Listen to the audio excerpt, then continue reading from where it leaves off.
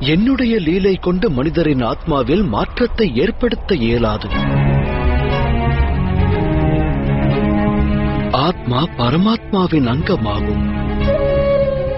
ஒவ்வொருவரின் ஆத்மாவும் சுதந்திர உணர்வு கொண்டது.